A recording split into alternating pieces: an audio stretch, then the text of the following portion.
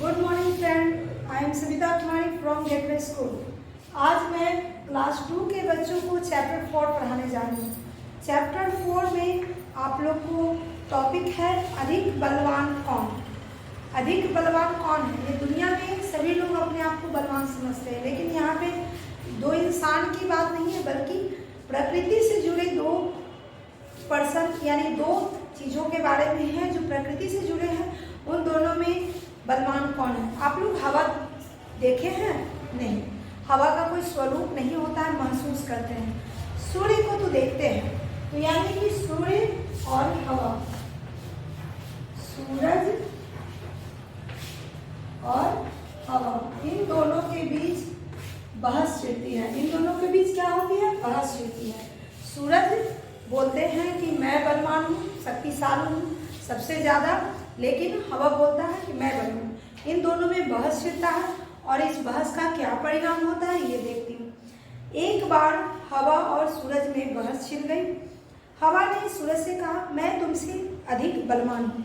अधिक का मतलब ज़्यादा।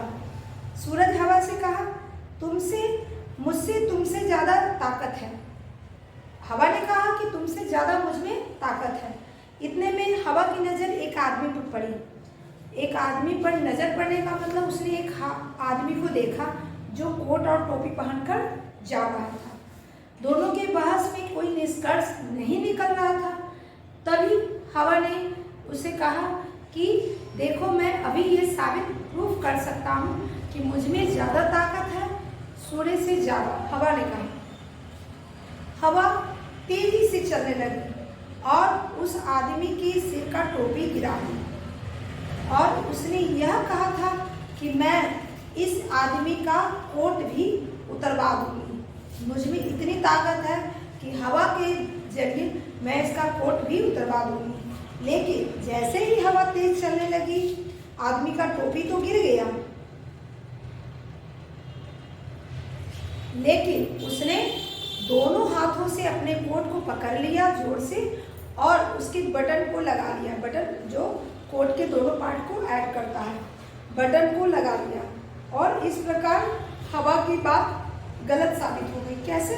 कि उसने तो कहा था कि मैं इसका कोट उतरवा दूंगी, लेकिन नहीं उतरा।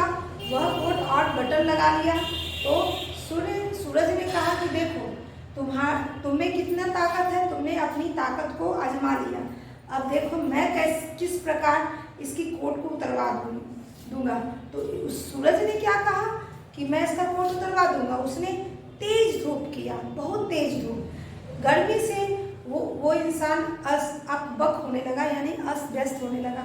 तब उसने क्या किया? अपने कोट को उतारा और कोट को हाथ में लेकर वह चलने लगा। तो इस प्रकार हवा और सूरज का प्रतिस्पर्धा यानी कि जो बहस था वो खत्म हो गया और हवा ने सूरज से कहा कि मैं मान गया कि तुम में ज़्यादा ताकत है। इस प्रकार सूरज को नमस्कार किया और अपनी गलती को एहसास हुआ। इससे जुड़े कुछ सवाल हैं। हवा को ऐसा क्यों लगा कि वह सूरज से अधिक बलवान है? कोई भी इंसान जब तक उसको एहसास नहीं दिलाया जाता है, तब तक उसको अपनी कमी का और दूसरे की महत्व का पता नहीं चलता है।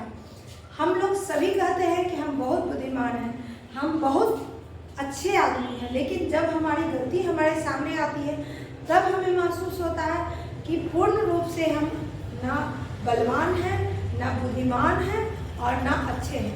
सभी में कुछ ना कुछ कमियां होती हैं। इसीलिए हमें अपनी कमियों को दूर करना चाहिए, ना कि अहंकार करना चाहिए, घमंड करना चाहिए। हवा आदमी का कोट कैसे उतरवा सकती थी? कोई तरकीब सोचो। हवा आदमी का कोट कैसे उतरवा सकती थी? कोई तरकीब सोचो। हवा बिल्कुल रुक जाती तो उस इंसान को गर्मी महसूस होता और गर्मी महसूस होता तो वह अपने कोट को स्वयं उतार देते। आदमी ने गर्मी लगने पर कोई कोट उतार दिया। तुम गर्मी लगने पर क्या क्या करती हो? आदमी गर्मी लगने पर कोट उतार दिया। हम लोग भी गर्मी लगता है तो जो भारी कपड़े होते हैं, मोटे कपड़े होते हैं, उनको हटा देते हैं और हल्के कपड़े पहनते हैं, कॉटन के कपड़े पहनते हैं। सूरज या हवा, मुझे लगता है कि अधिक बलवान है। तुम्हारे अनुसार सूरज या हवा, क्या कौन बलवान है वो बता। हवा भी बलवान है। आंधी का रूप अगर हवा धारण कर लेता है तो वह अच्छे अच्छे लोगों के कपड़े उड़ाने तो दूर की चीज, लोगों को उड़ा देता है। और आंधी बहुत सारी वस्तुओं को अस्त व्यस्त कर सकता है, पेड़ तक उखाड़ सकता है।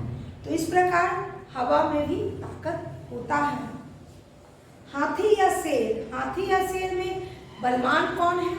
तो ताकत के अनुसार कहा जाए तो हाथी है, लेकिन अगर कहा जाए खतरनाक कौन है तो शेर है। दोनों अपनी जगह पे ताकतवर और खतरनाक है।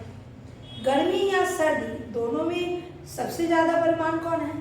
तो कहा जाए तो अधिक गर्मी पड़ती है तो वो है, और अधिक सर्दी पड़ती है तो वो भी। अधिक सर्दी पड़ने पर भी हम लोग ठिठुरने लगते हैं, अपने आप को असहाय महसूस करने लगते हैं, कोई भी काम करने में हमारा हाथ पैर सहयोग नहीं करता है।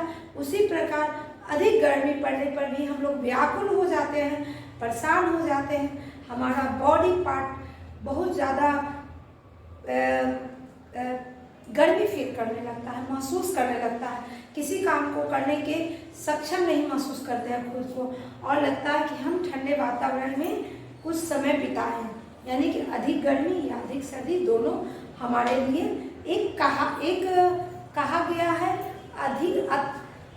अत्यधिक सर्वथा वर्जते, यानी कि अति जो होता है, अति सर्वथा वर्जते का मतलब होता है अत्यधिक कोई भी चीज मान्य नहीं होता, हमेशा दुख देने वाला होता है, कष्ट देने वाला होता है।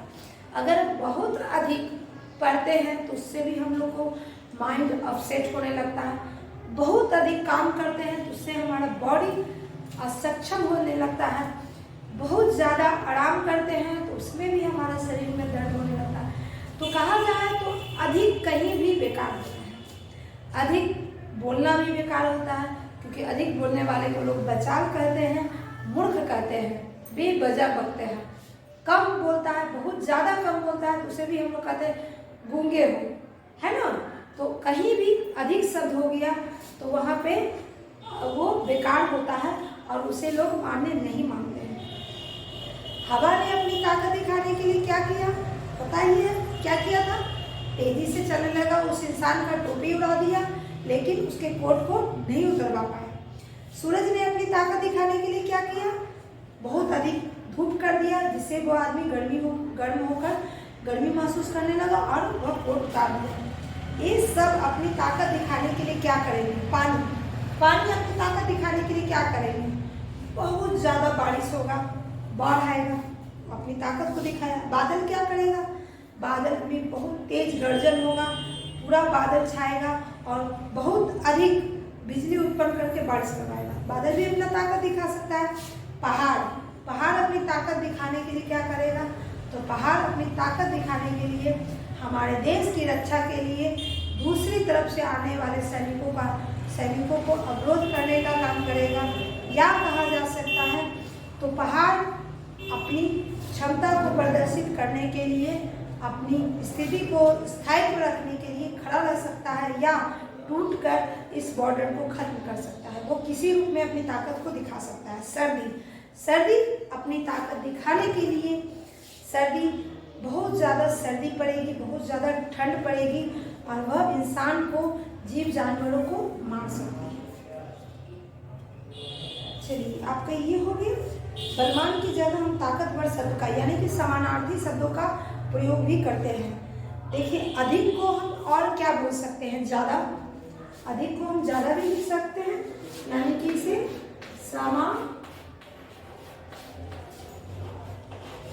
समानार्थी शब्द।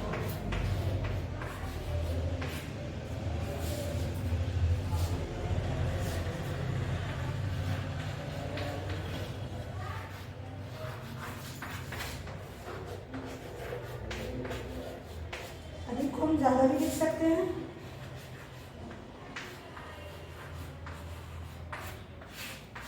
फायदा को आप लिख सकते हैं। आप लोग इसको नोट कर लीजिएगा अपने बुक में। नमस्कार को प्रणाम भी लिख सकते हैं।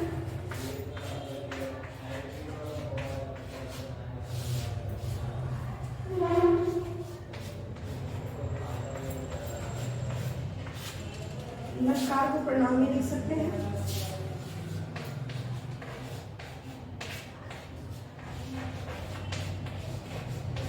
काया या तन भी लिख सकते हैं, शरीर को।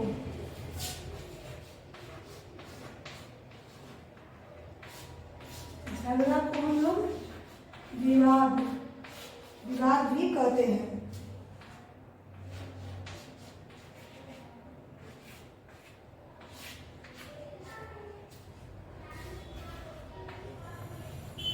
सर्दी को ठंड भी कहते हैं। तो इस प्रकार हम लोगों ने समानार्थी शब्द को भी हल कर लिया। आप इसको लिख लीजिएगा फेयर कॉपी में और याद कीजिएगा। इससे जुड़े जितने भी सवाल मैंने आपको अभी समझाया उसे भी आप लोग याद कर लीजिएगा। आज की वीडियो के लिए बस इतना ही।